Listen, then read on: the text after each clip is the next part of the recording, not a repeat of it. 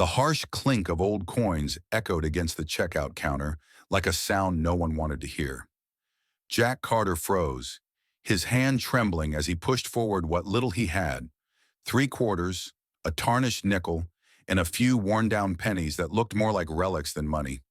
It was all he had left after a brutal week of day jobs and long nights. The cashier barely looked up from her screen. "You're 87 cents short," she said in a flat, practiced tone, as if announcing the weather. Behind Jack, the grocery line shuffled impatiently. He felt the weight of their stares, the invisible judgment that always seemed to follow him. His jaw tightened. He hated this, the public humiliation of not being able to provide even the basics. In the plastic seat of the cart, his daughter Emma began to cry. Not a tantrum, not the manipulative wail of a spoiled child. No, this was the tired, hungry sob of a toddler who didn't understand why her world felt so heavy all the time. Her little chubby legs kicked the air, her face sticky with crumbs from the half-eaten cracker she had clutched since they walked into the store. Jack forced a smile for her, the kind of fragile smile that was more for his own survival than hers. "Almost there, sweetheart," he murmured. "Daddy's got it." But he didn't. On the conveyor belt sat a single item, a cheap pack of size 3 diapers. Nothing else. No snacks, no juice, not even a loaf of bread. Just diapers.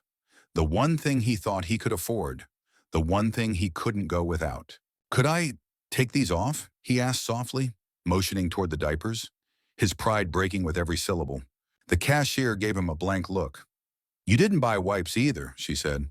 Jack lowered his eyes. Of course he hadn't. He'd been counting coins in his head when he walked the aisles. He'd skipped everything else. The fruit cups Emma loved, the wipes, even the cheapest jar of peanut butter. His daughter needed diapers more than he needed dignity. He dug his hand back into his pocket, fingers scraping against lint. Old receipts and nothingness. Then, metal. He pulled out another quarter with relief, but as he did, a penny slipped through his shaking fingers, clattering onto the tile floor like a bell of defeat. The sound carried through the line. Someone sighed loudly. Another customer coughed into their hand, pointedly impatient. Jack dropped to his knees to pick it up, his jeans rubbing against the cold floor. His knees ached, but he didn't care. Emma reached her little hands toward him, her cry breaking into hiccups as if she wanted to help. When he stood, he placed the salvaged coin onto the counter, as though it were pure gold. His chest burned with shame. The cashier raised an eyebrow. "Still 87 short." The words hit him harder than any punch he'd taken in the rough jobs he'd scraped through over the years. He opened his mouth to say, "Take them off. Forget the diapers." But the thought alone shattered him. Emma was still sobbing. He was failing her in the most basic way, keeping her clean, comfortable, cared for. And then a voice behind him. Calm, steady, unmistakably kind. "I'll cover it." Jack froze. Slowly he turned. Standing just behind him was a woman in her early 30s. Tall, poised, with a cream-colored coat draped over her shoulders and curls of blonde hair spilling softly over one side. She wasn't flashy, not like the rich suburban moms he sometimes glimpsed in better neighborhoods, but there was a quiet elegance about her. In her basket lay jars of organic baby food, a plush giraffe toy, and a bottle of shampoo. She stepped forward, placing her basket next to his lonely pack of diapers. "Please, ring it all together," she said to the cashier, her voice both gentle and firm. Then she looked at Jack. "Let me do this." Jack blinked, too stunned to respond. Emma, still sniffling, stared at the woman with wide eyes. When the stranger smiled, Emma gave the smallest giggle, her tears drying instantly. The woman nodded toward the belt. "Add some wipes, and maybe those little fruit pouches too." Jack's chest tightened. Gratitude surged, tangled with the sting of wounded pride. His lips moved, but no words came out. The woman lifted a hand as if to ease his struggle. "You don't owe me anything. She deserves to go home clean and with a full belly. That's all." Her eyes met his, and for the first time in years, Jack didn't see pity. He didn't see judgment. He saw understanding, the look of someone who'd known darkness and chose compassion anyway. He swallowed hard and nodded, too choked up to speak. The cashier slid the items into a bag, heavier now than Jack expected. Diapers, wipes, fruit pouches, and that giraffe toy Emma was already giggling at, reaching her tiny hands toward it. Jack took the bag with a firm grip, the weight pressing against his palm and his heart. Turning to the woman, he whispered, voice hoarse, I'm not a beggar. It wasn't defiance. It wasn't anger. It was the raw wound of a man who had fought too long to hold on to his dignity. The woman's expression didn't waver. I know, she said softly. I never thought you were. Her words struck something deep inside him. Jack looked down, ashamed, but before he could retreat into silence, she spoke again. When I was little, I went without diapers too. I remember the cold, the stares people gave my mom when she asked for help. Her voice trembled for a second before regaining strength. I'm not doing this out of charity. I'm doing it because I know how it feels. The air between them shifted. For a moment, the supermarket disappeared. There was just the hum of recognition, the quiet bond between two wounded souls. Emma squealed, distracted by the giraffe peeking from the bag. Jack turned to settle her, but when he looked back at the woman, something in his hard exterior cracked. He whispered almost inaudibly, Thank you. The woman gave the faintest smile, sincere and unassuming. You're welcome. Jack pushed the cart toward the sliding doors. Outside, the late afternoon air was cool and fresh. He walked slowly, each step a mix of relief and humiliation. Near a clearance shelf by the exit, he stopped. He pulled one of the expensive fruit pouches from the bag, staring at its shiny wrapper. It felt like too much. With a quiet resolve, he set it back on the shelf. He kept only the essentials, the diapers, the wipes, and the giraffe toy that already brought joy to his daughter. Back at his old dented van, he buckled Emma into her worn car seat. The vehicle smelled faintly of oil and cracked leather. Emma babbled happily, clutching her giraffe like a trophy. Jack started the engine, the motor coughing before finally catching. For the first time in a long while, he felt a flicker of relief. He didn't know the woman's name. She hadn't offered it, and he hadn't asked. But her face was etched in his memory.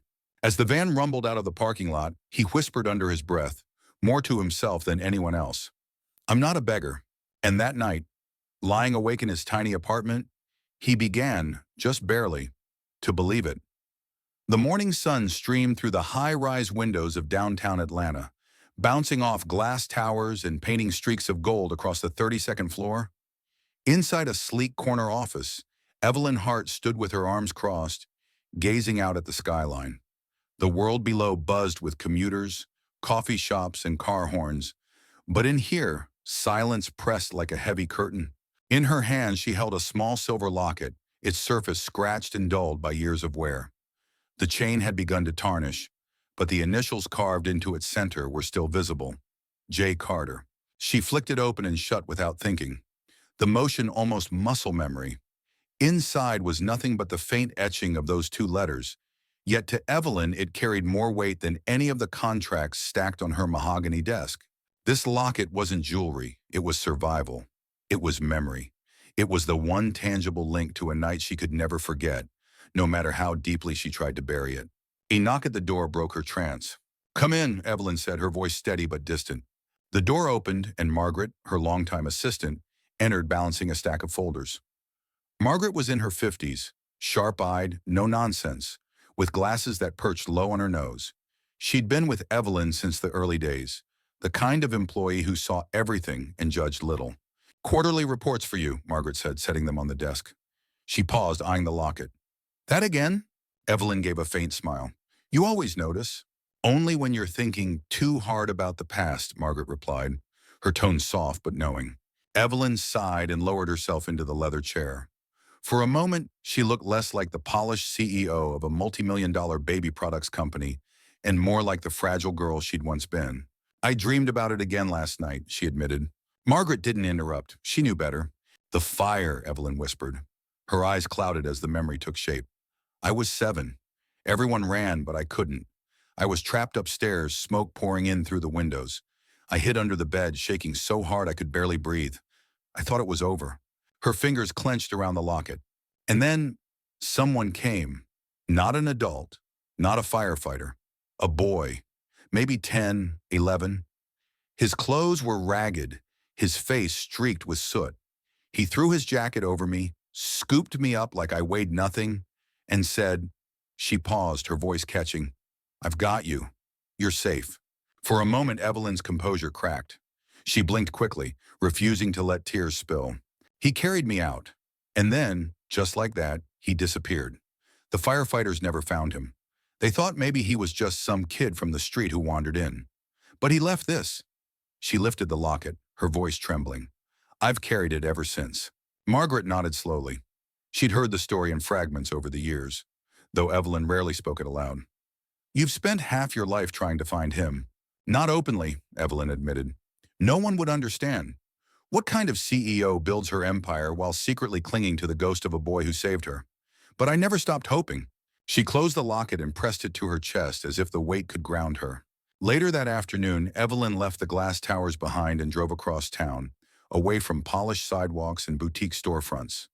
She pulled up to a modest brick building with a fading sign, Hands and Hope Center. It wasn't a publicized charity, Evelyn made sure of that. The center provided food, diapers, and childcare support for single parents. Services she quietly funded with company profits. No press releases, no ribbon cuttings.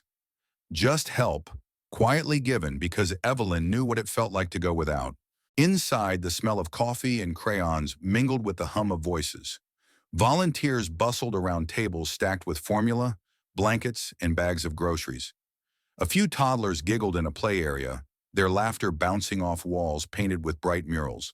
Evelyn's heels clicked softly against the linoleum as she made her way to the front desk.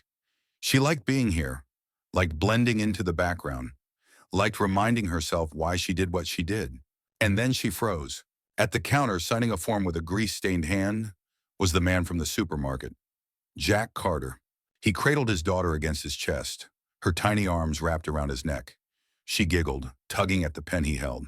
He looked tired, dark circles under his eyes, calloused hands, clothes that had seen better days.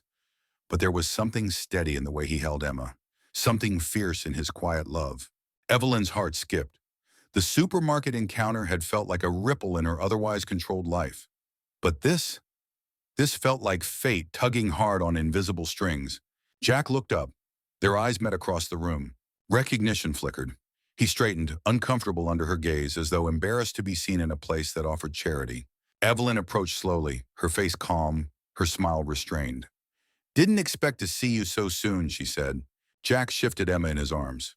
Me neither, he replied gruffly. Then after a pause, he added quietly, Thank you, for yesterday. Emma broke into a laugh at the sight of Evelyn, reaching her arms toward her. Evelyn chuckled softly and wiggled her fingers in greeting. She's beautiful, Evelyn said warmly. Do you come here often? Jack hesitated. Sometimes, Thursdays, they restock diapers. His honesty disarmed her. There was no pretense, no attempt to soften the reality of his struggle. Evelyn debated for a moment, then decided. I help fund this place, she admitted. Jack's eyes flickered with surprise, a mix of awe and suspicion. I know you're a mechanic, she continued. Do you still take jobs? Whatever I can get. Fixing cars, patching things. Not steady. Evelyn took a breath. My company's delivery vans break down constantly. I could set up a contract with you. Fair pay, flexible hours. Jack's grip on Emma tightened. His eyes narrowed. Why? Because I'm poor? The words landed sharp, edged with pride and pain. Evelyn didn't flinch. She met his gaze head on. No, because you're skilled, you're honest, and you deserve a chance to breathe. That's it. Silence stretched between them. Jack's jaw worked, his lips twitching as if to argue. But instead he murmured, I'll think about it. That's all I ask, Evelyn replied gently. Jack shifted Emma higher on his hip and walked toward the exit, his back straight, his steps firm. Evelyn watched him go, her chest tightening with something she hadn't felt in years. Her hand slipped into her coat pocket. The locket was still there, cool against her palm. She whispered under her breath, a name she hadn't dared say aloud in a long time. Jack Carter. The garage wasn't glamorous. Behind the main warehouse of Heart Baby Inc., far from the gleaming offices and polished conference rooms, stood a weathered service bay with cracked concrete floors, oil stains that never faded, and fluorescent lights that buzzed like angry hornets. But to Jack Carter, this place soon became something unexpected. A refuge. He had taken Evelyn's offer reluctantly. Pride still gnawed at him, whispering that it was charity disguised as opportunity. But every time he looked at Emma's wide brown eyes or watched her drift off to sleep, hugging that giraffe toy Evelyn had bought, he knew he couldn't turn it down. A paycheck meant diapers without counting pennies. It meant a fridge that didn't echo with emptiness. It meant a chance to breathe. So he showed up. Every morning Jack arrived early, Emma strapped to his chest in a faded baby carrier. She would fall asleep to the steady rhythm of his steps, the warmth of his body against hers. He would set up his tools, roll up his sleeves, and lose himself in the steady rhythm of work, tightening bolts, changing belts, replacing parts worn down by long miles. The scent of gasoline and rust clung to everything. For Jack, it was familiar, almost comforting. He had grown up around machines, the kind of kid who could rebuild a carburetor before he could drive. He wasn't book smart, not in the way people measured intelligence in classrooms, but he was problem smart. Give him a broken engine, and he could coax it back to life. That honesty in his work soon got noticed. Drivers who at first eyed him skeptically began to respect him. He didn't pad hours, didn't cut corners. He wrote everything down in a beat-up notebook, logging each repair, each part replaced. It was his unspoken code. He might be broke, but he wasn't dishonest. And all the while, Emma became the unofficial mascot of the garage. She would giggle while sitting in an old tire, wave her arms as if commanding an army of wrenches, and babble nonsense words that made the toughest mechanic smile. Sometimes Jack improvised toys for her. An empty oil filter box became a drum. A steering wheel pulled from scrap became her spaceship helm. Her laughter bounced off the grimy walls like sunlight breaking through dust. It was in that setting that Evelyn first appeared. One Thursday morning, her heels clicked sharply against the concrete floor, a sound foreign in the greasy, masculine space of the shop. Jack was crouched under the hood of a delivery van, arms slick with grease, when he heard her voice. "Is that safe?" she asked lightly.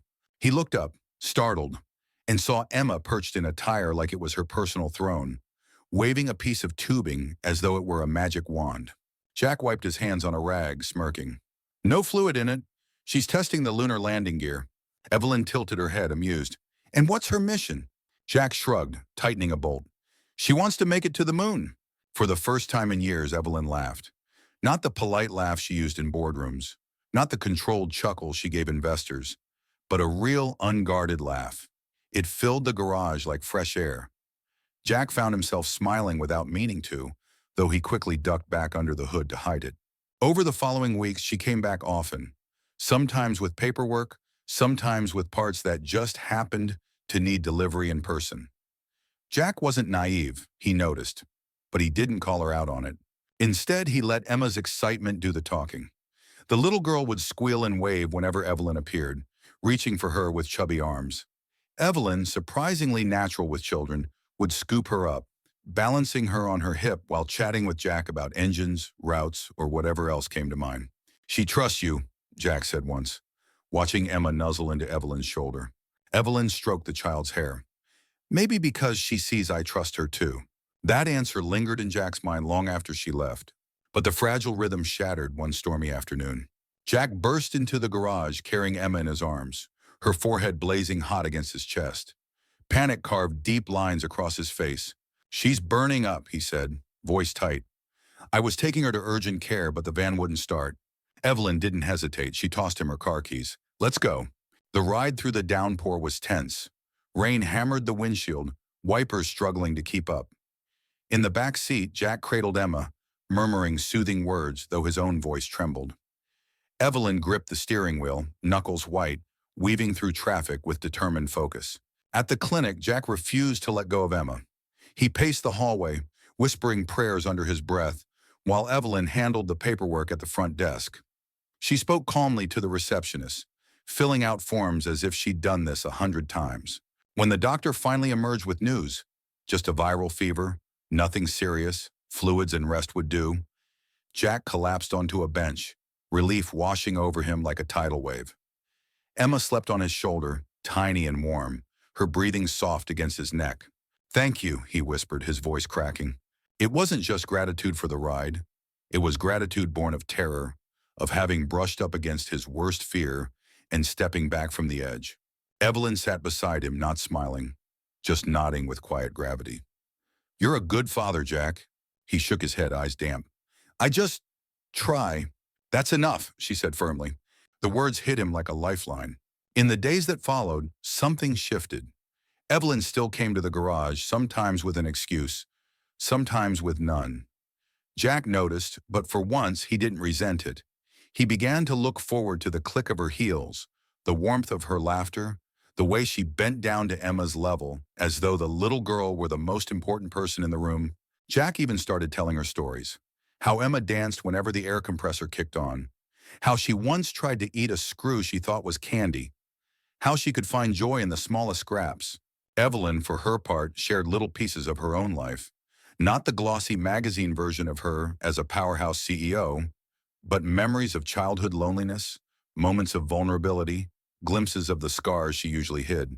One evening, as Emma dozed on a blanket spread across the workbench, Jack and Evelyn sat with paper cups of coffee from the vending machine.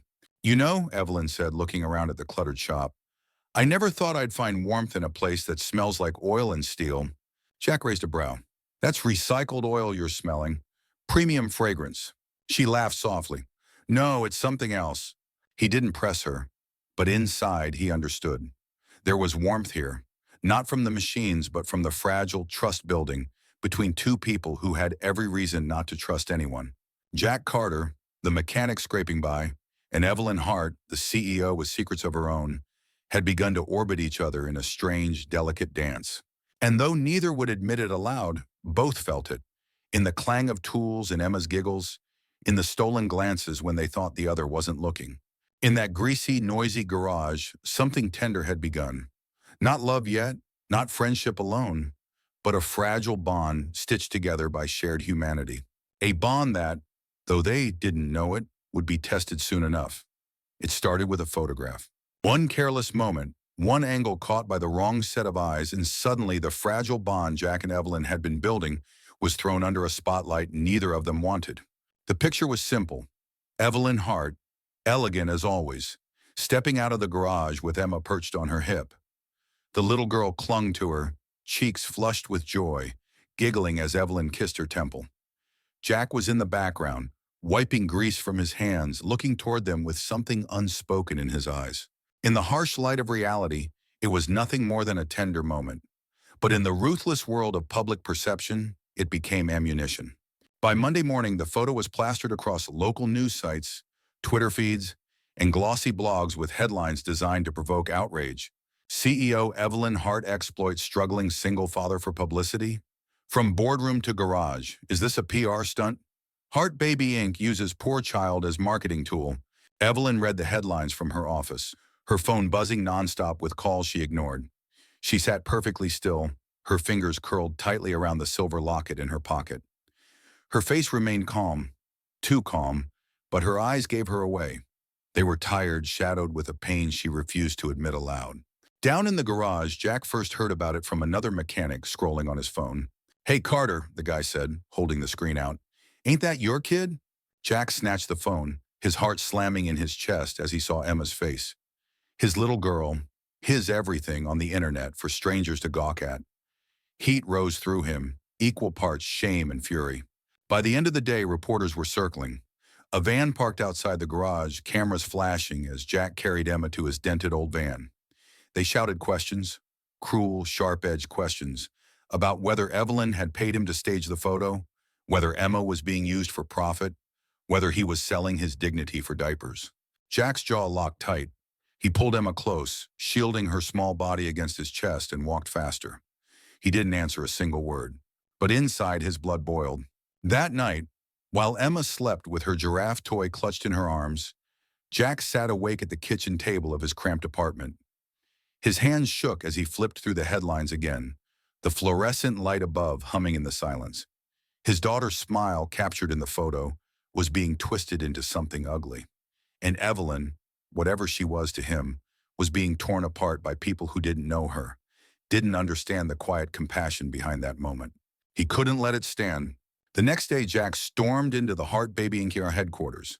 The contrast was stark, his boots scuffed against the polished marble floor, his plaid shirt smeared with faint grease stains, while men in suits and women in blazers glanced at him as if he were a ghost who had wandered into the wrong world. "Sir, you can't go in there," the receptionist stammered as he pushed past, heading for the elevator. But Jack's stride was steady, unrelenting. He found Evelyn's office door and shoved it open without knocking. She sat at her desk, back straight, hands folded. A half-empty coffee cup sat beside a stack of untouched papers.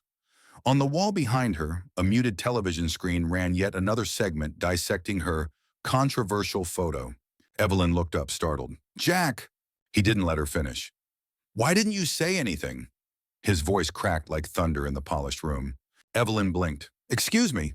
All these vultures out there dragging your name, dragging Emma's, our lives, and you just sit here silent? Why?" Her lips pressed into a thin line. "Because fighting them only feeds them. You don't win with tabloids. You wait. They move on." Jack shook his head, fists clenched at his sides. "That's not good enough. They're tearing you apart, and they're using my daughter to do it." His voice softened, but only slightly. "She's just a kid. She didn't ask for any of this." Evelyn's composure faltered. For the first time since the scandal broke, she looked vulnerable. "You think I don't know that?" she whispered.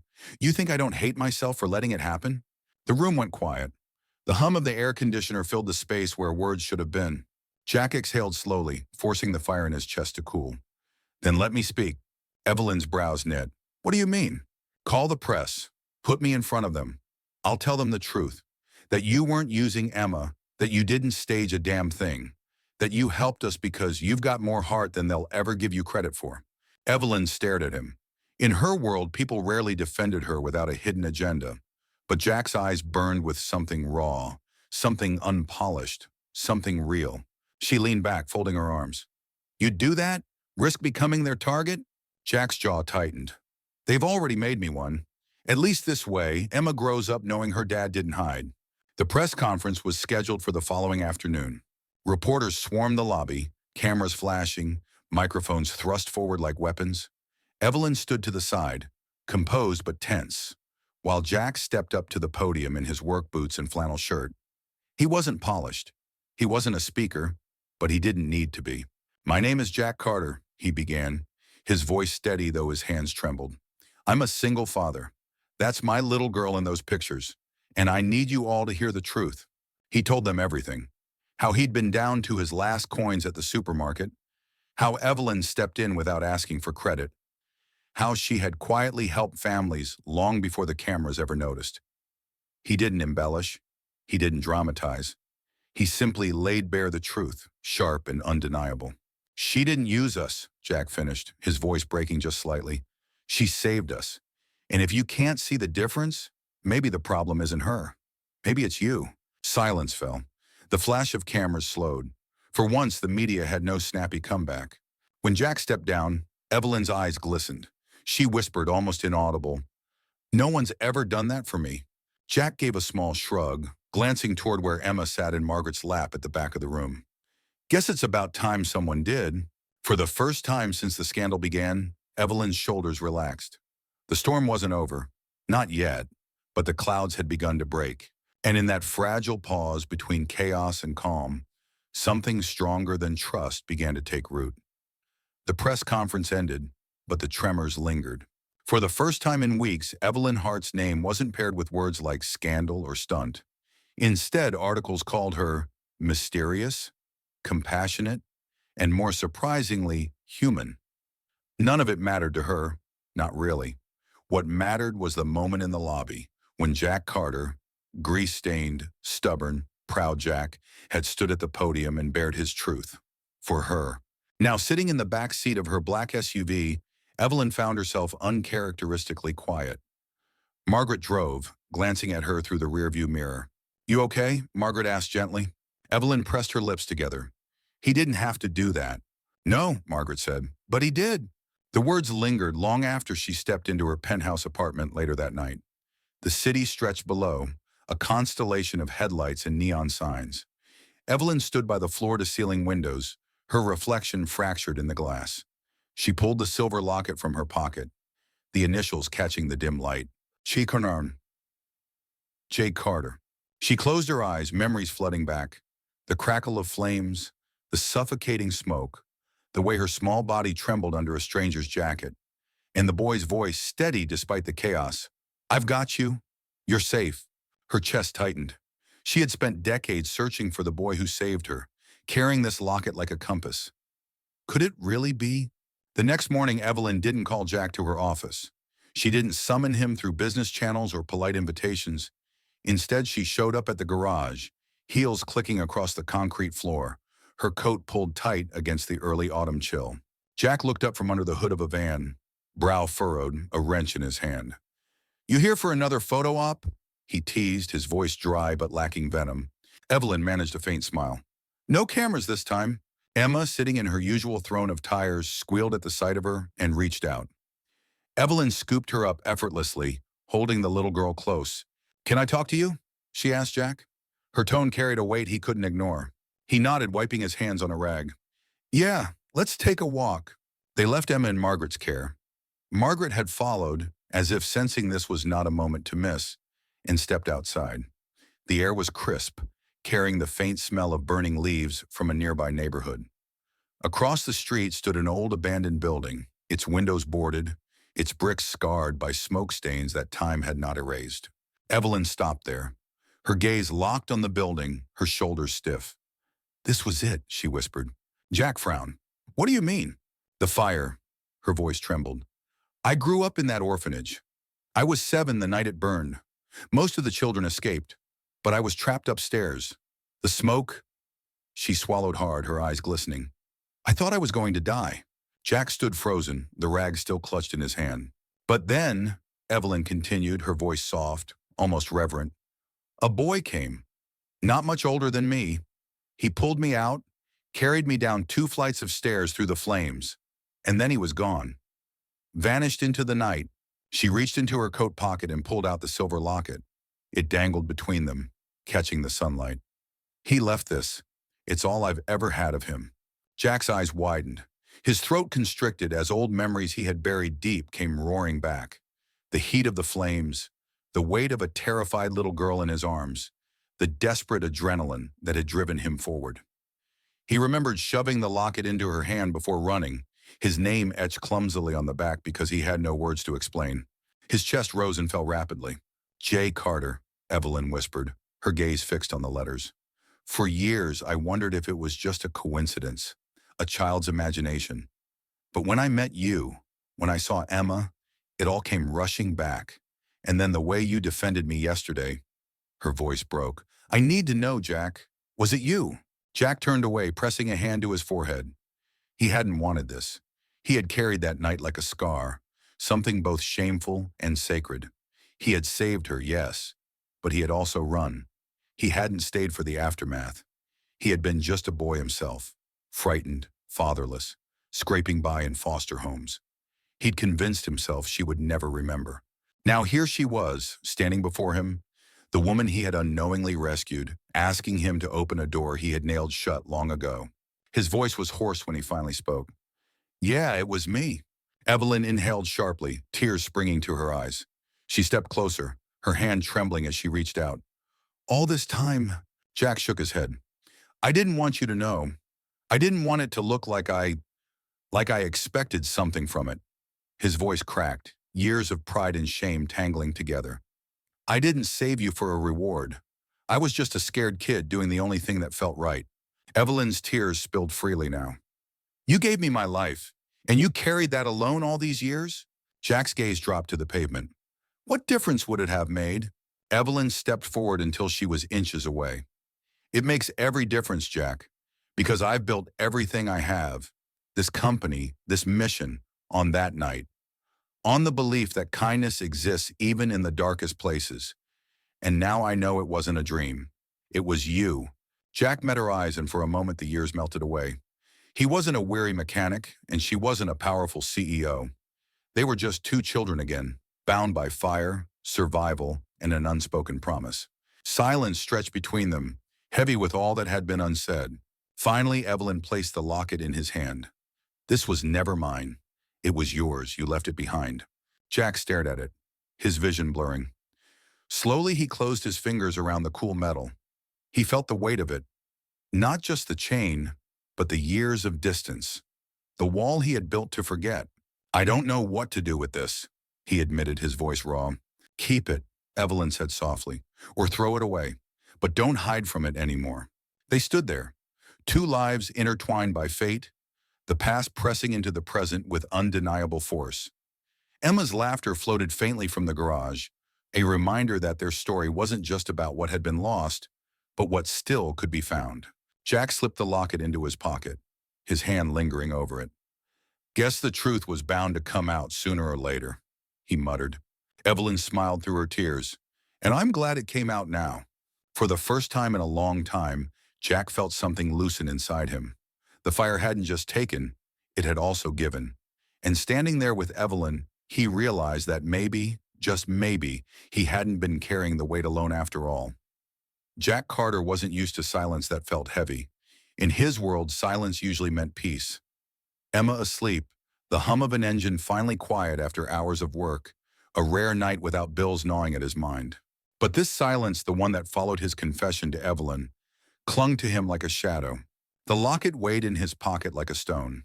He felt it even when he tried to ignore it, its cold edges digging into his palm whenever he reached for change or keys. It was a reminder, not just of the fire long ago, but of what Evelyn now knew. Over the next few days, he threw himself into work. He fixed carburetors, patched up delivery vans, and rotated tires until his knuckles bled and his back ached. Sweat poured, grease smeared, and still he kept moving. Because if he stopped, he'd think. And if he thought, he'd have to face the truth that scared him most. Evelyn didn't just see him as a mechanic anymore.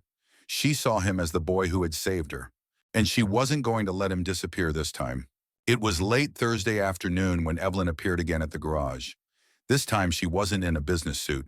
She wore jeans, a navy sweater, and sneakers, a version of herself Jack had never seen. Casual, approachable, almost ordinary. But her presence still commanded the space like gravity bending the air. Emma, perched in her tire throne, squealed at the sight of her. "Evie," she babbled, a nickname she'd somehow invented. Jack frowned. "You're spoiling her." Evelyn scooped the toddler up, pressing a kiss to her cheek. "She spoils me." Then she turned to Jack. "We need to talk." He groaned, wiping his hands on a rag. "That phrase never means anything good." "Come with me," she said simply. Against his better judgment, he followed. She led him to a conference room upstairs, far from the clang of wrenches and smell of oil. A folder sat neatly on the polished oak table. Jack eyed it warily, as if it might bite. What's this?" he asked. "A contract," Evelyn replied, sitting across from him. "Heart Baby Inc. needs a head of fleet maintenance. Full-time, steady pay, benefits, health insurance. For you and Emma. And before you say anything, no. This isn't charity. This is business. You're already doing the work. I just want to make it official." Jack's chest tightened. The words health insurance alone hit like a punch. Emma had been to the doctor more times than he could count. Colds, ear infections, fevers that scared him half to death. Every visit had left him sweating over the bill. Insurance sounded like water to a drowning man. But then pride surged, sharp and bitter. He leaned back in the chair, crossing his arms. "Why me? You could hire anyone. A dozen mechanics with degrees and certifications. Why tie it to me?" Evelyn met his gaze without flinching. "Because you don't cut corners. Because you care. Because I trust you." Her voice softened. "And because Emma deserves more than a father who works himself to the bone with nothing to show for it." Jack's jaw clenched. He hated how easily her words slipped under his skin. "Feels like pity," he muttered. "Pity?" Evelyn leaned forward, her eyes blazing. "Do you think I would put my company's fleet in the hands of someone I pitied? Do you think I would risk millions in deliveries because I felt sorry for you?" She shook her head. "This isn't pity, Jack. This is recognition." Her words landed with precision, cutting through the fog of his self-doubt. But old habits die hard. He pushed the folder back toward her. "I don't want to owe you." Evelyn stared at him for a long moment. Then she rose from her chair and walked to the window, gazing down at the bustling city below. Her reflection in the glass looked softer than the steel-eyed CEO the world knew. "You already gave me the only thing I can't repay," she said quietly. "My life. You don't owe me, Jack. If anything, I owe you." The silence that followed was unbearable. Jack ran a hand through his hair, frustration boiling inside him. He wanted to believe her. He wanted to take the job, to give Emma the security she deserved. But fear gnawed at him. Fear of being indebted, of losing his independence, of becoming nothing more than a charity case in Evelyn Hart's perfect world. Look, he finally said, his voice low. I've spent my whole life fighting not to need anybody. Every time I thought I could lean on someone, they left. Or worse. I can't, he broke off, shaking his head. I can't put Emma in a position where everything depends on someone else's mercy. Evelyn turned back, her expression fierce. This isn't mercy, this is partnership. And you're not just some guy off the street anymore. You're part of this, whether you like it or not. He opened his mouth to argue, but the words tangled in his throat. Because deep down, he knew she was right. That night, back in his apartment, Jack sat at the table long after Emma had fallen asleep. The folder lay open before him, the contract crisp and intimidating. He traced the words health insurance with a finger, thinking of Emma's feverish forehead in the clinic, the way his stomach had twisted at the bill. He thought of Evelyn's voice, steady, unwavering, as she said, "You're not alone anymore." For the first time, he let himself imagine a different life, a stable life, a life where Emma had everything she needed without him constantly breaking under the weight of almost enough. The next morning, Jack walked back into the garage with the contract in hand. Evelyn was already there, talking quietly with Margaret. When she saw him, her eyes flickered with surprise and hope. He set the folder on the desk between them. "I'll do it," he said simply. Evelyn's face softened, a smile breaking through the layers of restraint. "Good." Jack took a breath, his voice firm. "But I'm not here because you saved me, or because of that fire, or because you feel like you owe me. I'm here for Emma, and for the work. Nothing else." Evelyn nodded, her eyes glistening with something unspoken. "Then that's enough." As he walked back to the garage floor, Jack felt the locket in his pocket again. This time, it didn't feel like a burden. It felt like a reminder that maybe second chances weren't handouts. Maybe they were earned, even if it took a lifetime. And for the first time in years, Jack Carter allowed himself to hope. Jack Carter had never worn a uniform in his life, at least not one that carried a logo more polished than the patch jobs he stitched on himself. But now every morning, he pulled on a crisp gray shirt with Heart Baby Ink Fleet Maintenance embroidered neatly above the pocket. It felt strange at first, too official, too structured, but as the days turned into weeks, he wore it with something he hadn't felt in years: pride. The role fit him in ways he hadn't expected. The garage was still gritty, the air still heavy with oil and exhaust, but now there was purpose layered into every clang of a wrench in every tightened bolt. He wasn't just patching up old vans to scrape by. He was keeping an entire operation running, dozens of vehicles delivering formula, diapers, wipes, all the things parents like him fought every day to afford. For the first time, Jack's work wasn't just survival, it was contribution. And people noticed. Drivers who used to grunt hello now slapped him on the back, their respect grudging but genuine. "Carter's got the vans humming again," one said. "Feels like they're brand new." Another joked, "Don't know what he's feeding these engines, but it ain't standard oil." Even Margaret, sharp-eyed and hard to impress, admitted with a rare smile, "You're making us look good, Carter. Don't stop." But it was Evelyn's approval that weighed heaviest on him. She didn't hover, didn't micromanage. Instead, she appeared unexpectedly, leaning against a doorway with a cup of coffee, or kneeling to help Emma stack blocks in a corner of the shop. Every time Jack caught her watching him work, her expression was the same: thoughtful, soft, as if she saw something more than grease and grit. It unnerved him. One late evening, long after the other mechanics had gone home, Jack stayed behind finishing paperwork.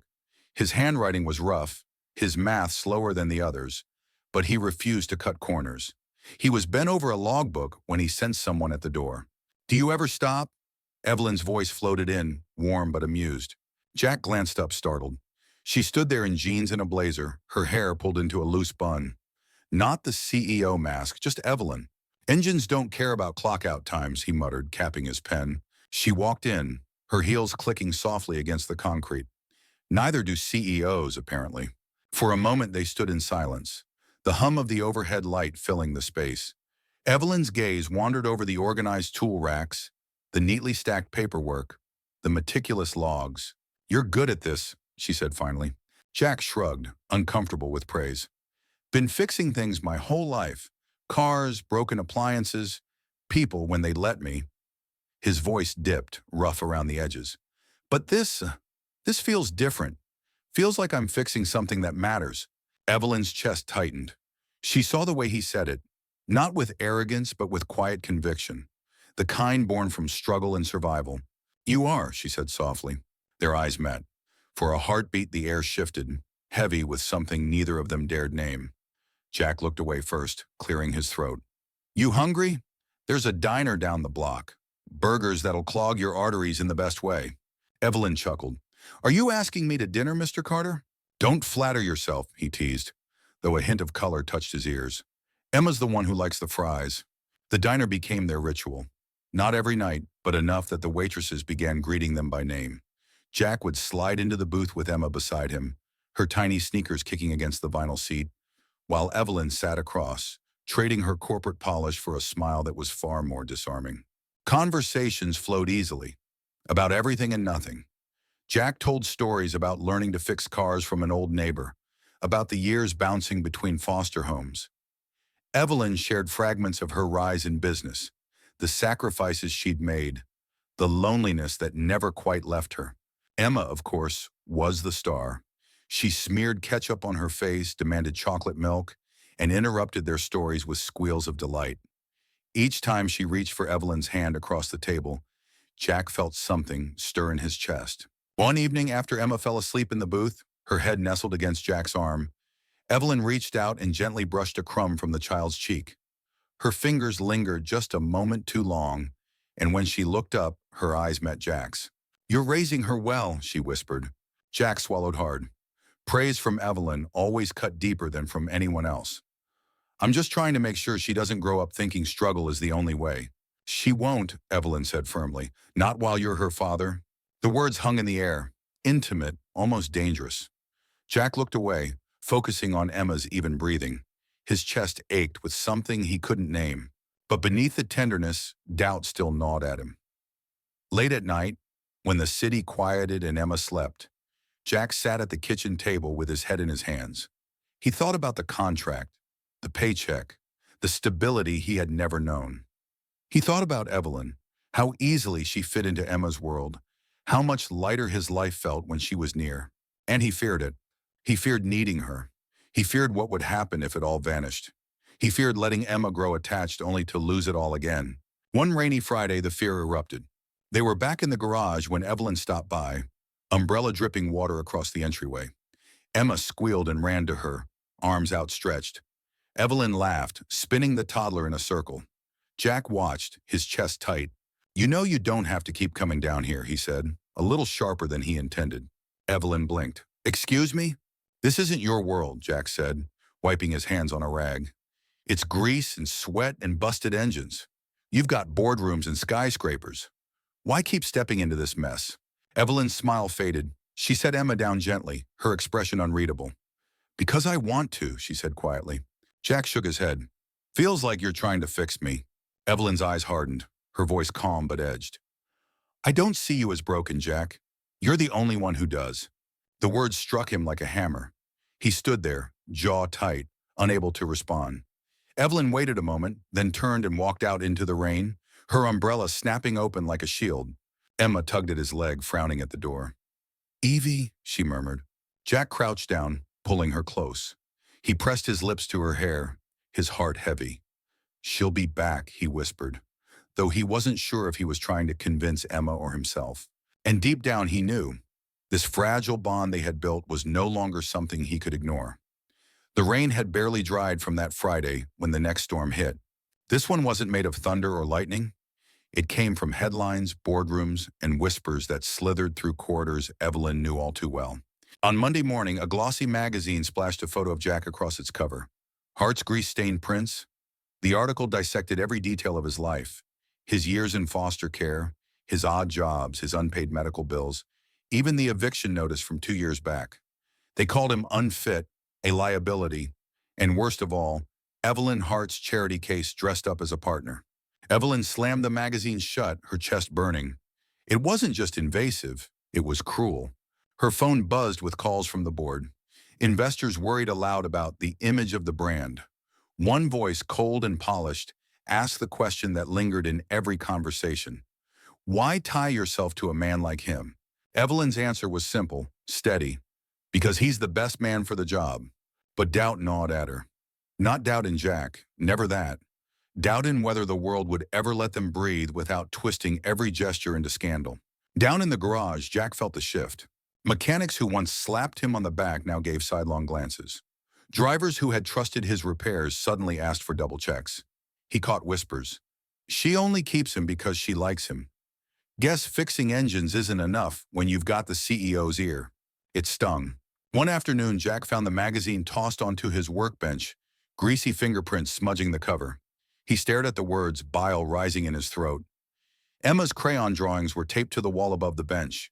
Bright suns, lopsided houses, stick figures with smiles too big for their faces. Her world was simple, safe. He wanted to keep it that way. But how could he, when his own name was dragged through the mud? That evening, Evelyn found him locking up, Emma perched sleepily on his shoulder. "You saw it, didn't you?" she asked quietly. Jack's jaw tightened. "Everyone did." She stepped closer. "Jack, you can't let them—" "Can't let them what?" His voice snapped sharper than he intended. "Tell the truth? That I'm broke? That I've got nothing but busted knuckles and secondhand boots? They're not wrong, Evelyn." Her eyes flashed. "They are wrong. They don't see you." Jack shook his head, shifting Emma gently. "Maybe you don't either. Maybe you see some story you want to believe in, some savior from your past. But the truth? I'm just a guy who can barely keep his life together." The words hung heavy, cutting both of them.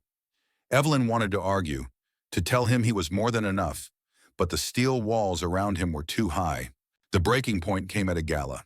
Heart Baby Inc. was sponsoring a charity event at a downtown hotel. Cameras flashing as donors in tuxedos and gowns spilled champagne across polished marble floors. Evelyn moved through the crowd with practiced grace, her smile flawless, her voice warm but controlled.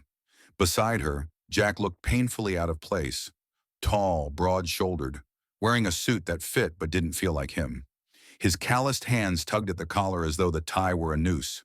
Reporters circled like vultures. One thrust a microphone toward Jack. "Mr. Carter, how does it feel being elevated from a mechanic to the CEO's companion?"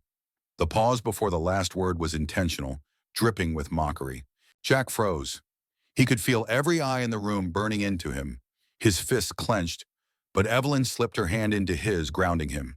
"It feels," Jack said finally, his voice low and steady, "like I'm exactly where I belong, doing honest work that matters." The reporter smirked, unimpressed, but Evelyn's heart swelled.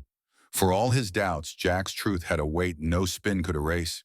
Later, away from the cameras, Evelyn pulled him aside. "You were incredible back there," she whispered. Jack shook his head. "I felt like a fool." "You look like a man I respect," she said firmly. Their eyes locked, and for the first time, Jack didn't look away. The noise of the gala faded. The music, the laughter, the clinking glasses, all of it dimmed until there was only her gaze and his heartbeat pounding in his chest. But then, as quickly as it came, the moment shattered. A board member approached, his tone cold. "Evelyn, we need to talk about Carter's role. This isn't sustainable." Jack stiffened. He didn't wait to hear Evelyn's reply. He turned and walked out, Emma's name echoing in his thoughts, his pride a storm he couldn't quiet. He found himself back at the apartment, sitting in the dim light while Emma slept. The locket lay on the table, its silver dull under the lamp. He turned it over in his hands, the letters J. Carter staring back like a challenge. He thought of Evelyn's words. "They don't see you." He thought of Emma's laughter, her trust, and he thought of himself, the boy who once carried a girl out of fire, now a man running from flames of a different kind. When Evelyn knocked at his door the next night, Jack almost didn't answer. But her voice, steady, unshaken, cut through the walls he'd built. "Jack," she said, "they can say whatever they want, but I'm not walking away, not from this, not from you." He opened the door and for the first time, let the weight of her words settle deep. Maybe the world didn't see him, but Evelyn did, and that was enough. For now. For a while, Evelyn's words were enough to steady him. Jack carried them with him into the garage, into the long nights of tightening bolts and replacing brake pads, into the quiet mornings when Emma toddled around with crayons in hand. "I'm not walking away." It was a promise that cut through the noise of reporters, investors, and gossip that refused to die down. But promises are fragile things. The pressure came to a head one Wednesday evening when Evelyn called an emergency meeting with the board. Jack wasn't supposed to be there, but Margaret had called him quietly, her voice hushed. You should hear this for yourself. He slipped into the back of the glass-walled conference room, unnoticed at first. Evelyn stood at the head of the table, calm but fierce, her hands braced on polished wood as she faced the semicircle of board members. This discussion is over, she said firmly. Jack Carter is not up for debate. He's an employee, a father, and a damn good man. His role stays. The room bristled. One board member, a man named Gregory with a silver watch that gleamed under the lights, leaned forward. With respect, Evelyn, this isn't about his skills. It's about optics. The press paints him as a liability. The public sees him as your pet project. Evelyn's eyes flashed. The public doesn't run this company. I do. Gregory smirked. For now. Jack's stomach twisted. He had heard enough. He turned to slip out, but Evelyn's voice called after him. Jack, wait. The room fell silent as every pair of eyes swung toward him. He froze. He hadn't wanted to be part of this spectacle, but now there was no escaping it. He met Evelyn's gaze, pleading, steady, and shook his head. You shouldn't have to fight for me, he said, his voice low but carrying in the tense room. Not like this. Evelyn stepped toward him, her heels clicking sharply.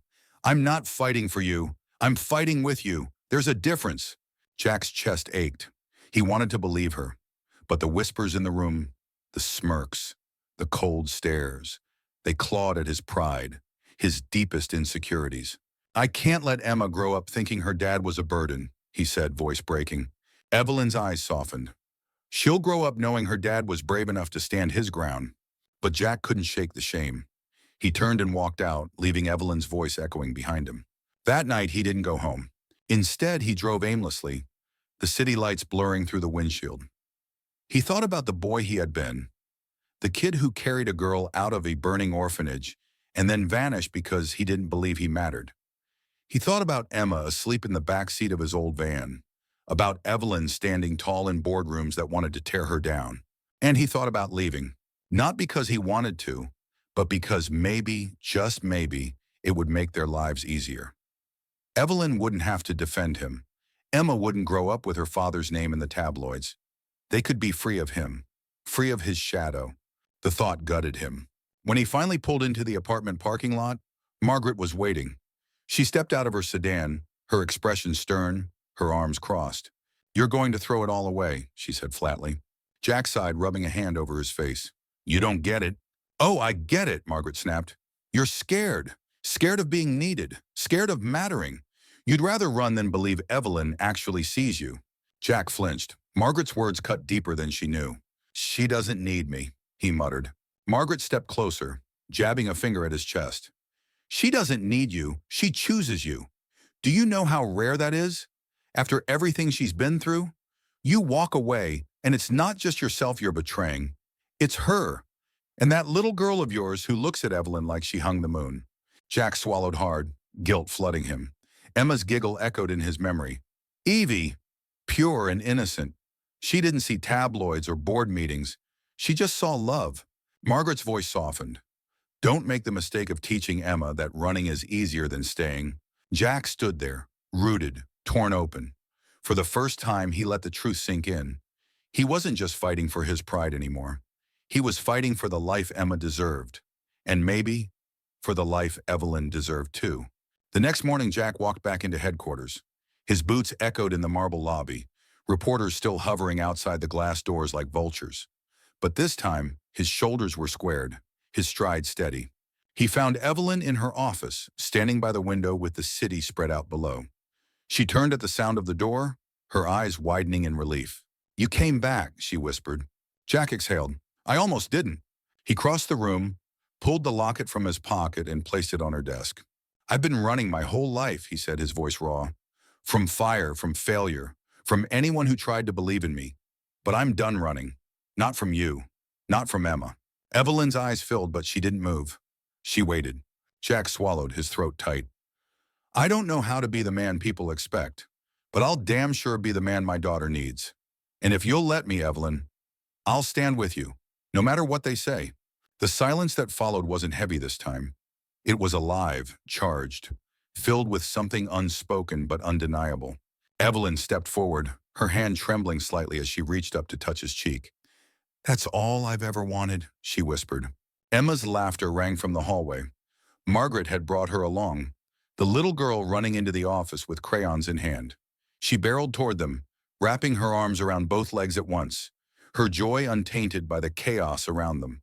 And in that moment, Jack realized this was home.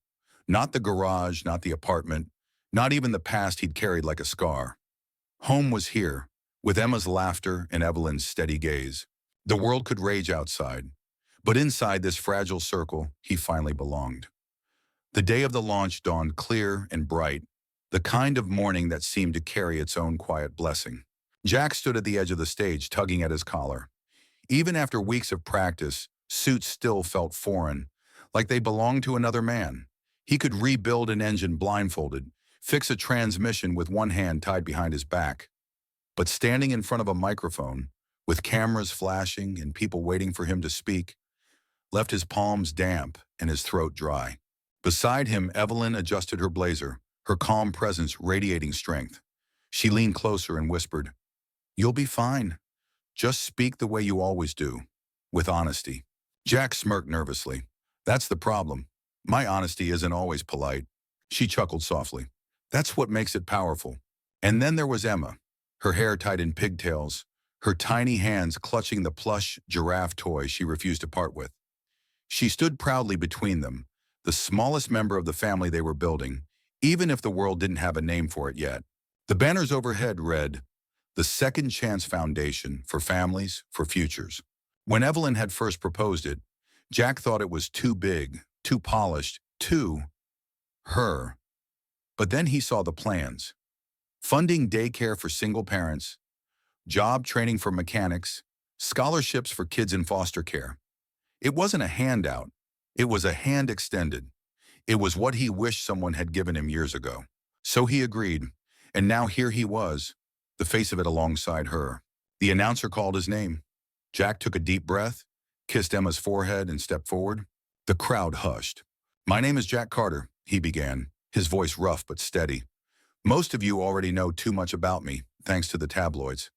They say I'm a mechanic who had nothing, a single dad barely keeping it together, a charity case." He paused, scanning the faces before him, some skeptical, some curious, some hopeful. "They're right about one thing.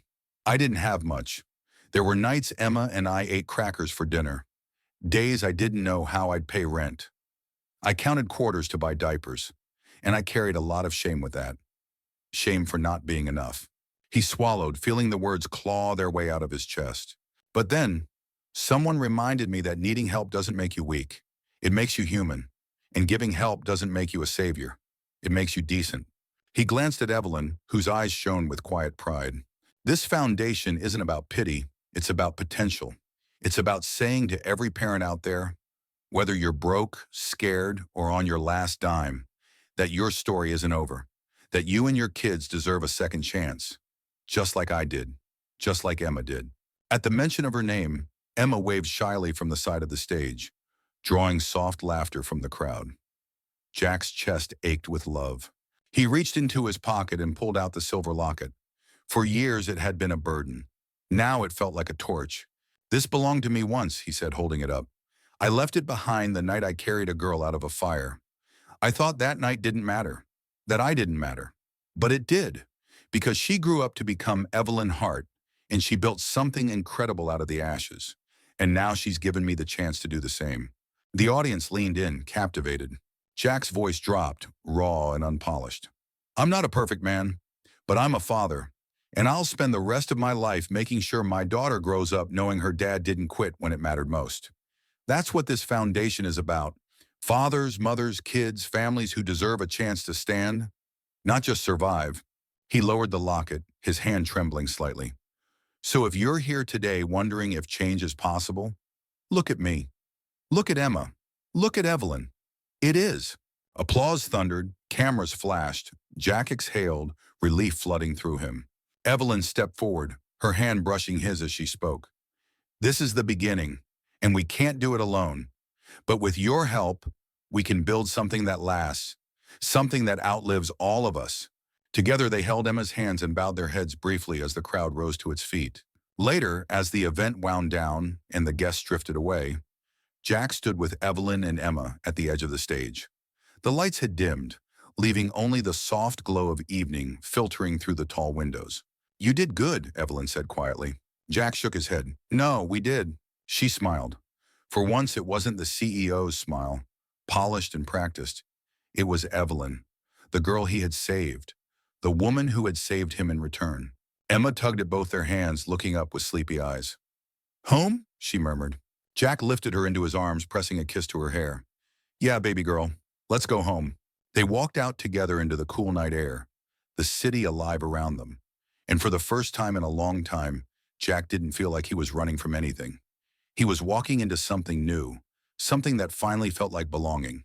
And so the story of Jack Carter, the single dad who once counted coins for diapers, became something larger than scandal, larger than shame. It became a testament to resilience, to unexpected kindness, to the belief that no one is too far gone for a second chance. But the story doesn't just belong to Jack and Evelyn. It belongs to every person who has ever stood at a checkout counter short on change, every parent who has ever lain awake wondering how to keep the lights on, every child who has ever hoped someone would carry them out of the fire. Because in the end, second chances aren't just given, they're shared. Now, I want to ask you, the audience, if you saw someone struggling the way Jack once did, standing at the counter with their last coins trying to provide for their child, would you walk past? Or would you be the one to step forward and change their story?